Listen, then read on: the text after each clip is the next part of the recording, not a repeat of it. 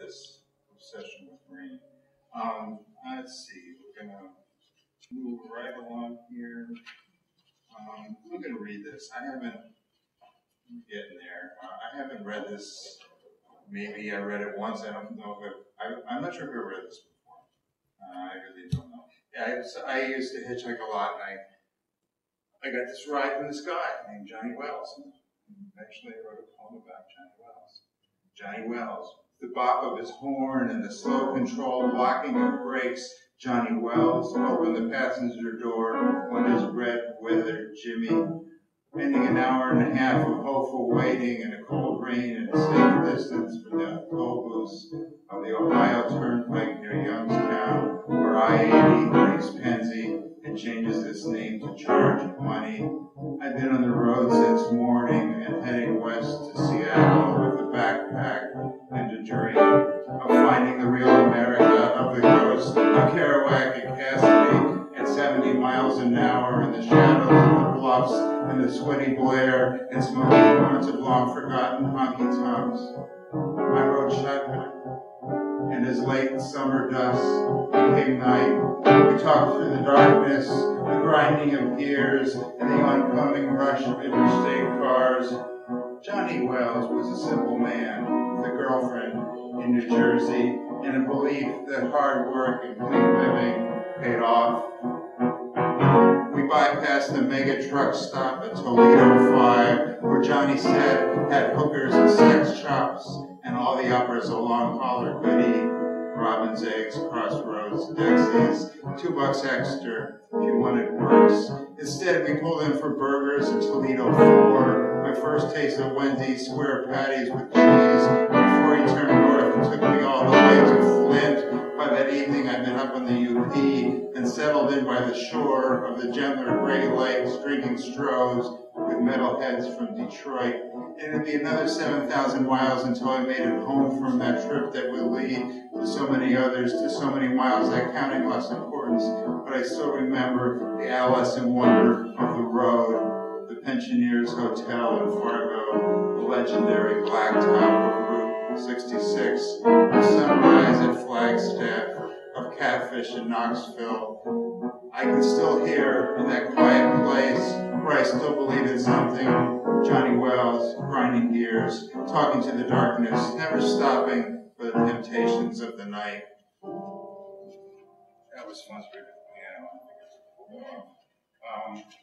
Okay, we're rolling right along. I think I'm going to, what am I going to do?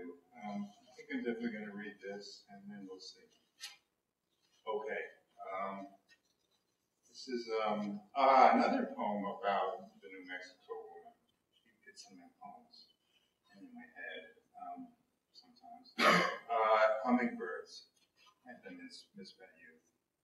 I've got a good lot of good poems out of it. Hummingbirds. I was 22 and caught in the rain next to the ranger station in Eagle Nest Lake State Park, northeast of Taos, New Mexico. I left a lover and a bedroll in Santa Fe. I caught a ride all the way to Denver with a Latina hooker. Her drunken boyfriend passed out in the front seat of her black Oldsmobile. I made it to Wichita, got drunk and crazy on Librium and Leapfrog Milch with the girl I met hitching on I-70, 20 miles east of the Kansas state line. I spent the next day getting buzzed on beer in the still air of the local bar in the 100-degree Midwest heat. At 5 in the afternoon, I took a cab to the airport, boarded the airplane with a backpack and a bottle of Jim Beam. 30 years have passed, and I still remember the first time I saw hummingbirds, seeking shelter in the eaves of the blue spruce hut, their seemingly weightless bodies darting back and forth in short, frenzied flight.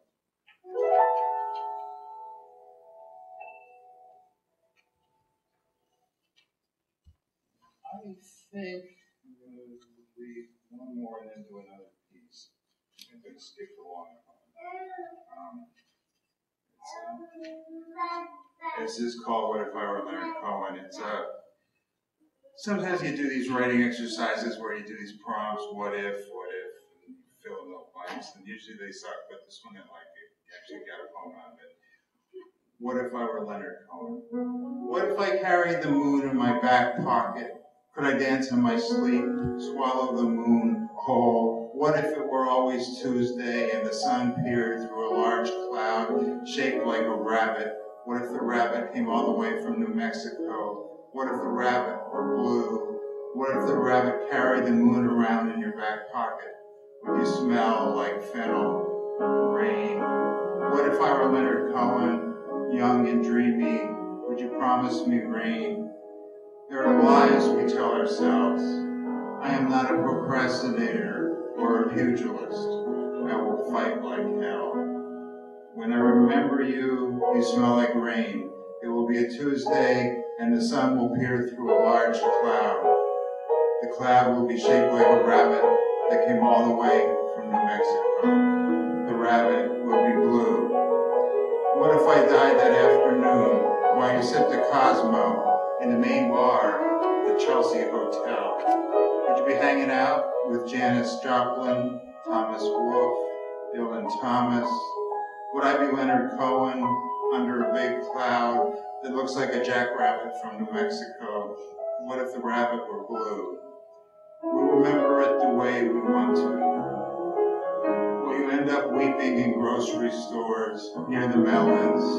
Will you burst into tears in front of the asparagus?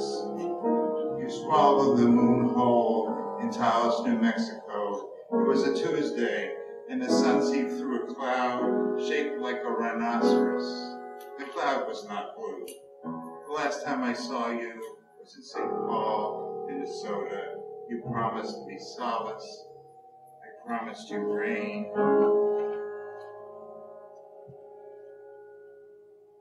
Okay, I'm going to do an experimental piece, and then that'll be it. And with John, we'll see how this works. And I'm probably going to do something after this if anyone wants to join me. And again, I want to thank the CSMA. This is a benefit for them, for their scholarship fund. Put money in the fishbowl, or buy a book. Books are $8, and the money goes to them. I'll tell you that. It'll be mine this time. And so John and I are going to do a little improvisational piece. Let's see how it goes. It's a piece I worked on a lot. I worked on it with a professor doing experimental poetry. I worked on it when I did some stuff with Pegasus. It's an ongoing project.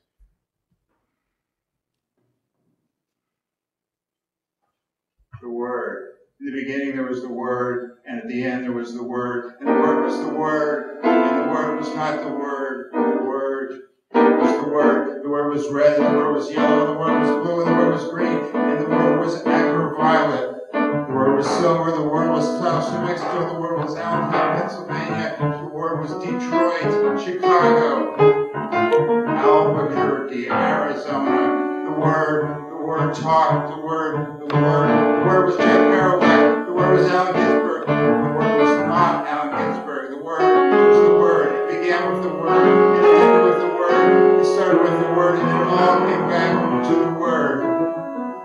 And the word was China, and the word was France, and the word was dark, and the word was blue.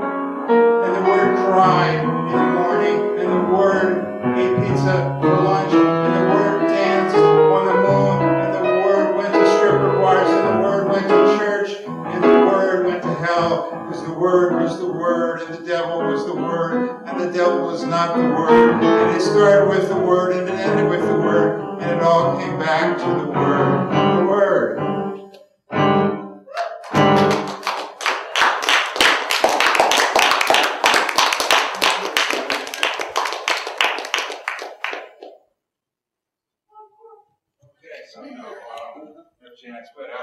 So I want to thank John Chapman, I want to thank Bev Abplanalp, Owen and Josh, and my Eva and Sean, and the friends of Josh here, and Anise.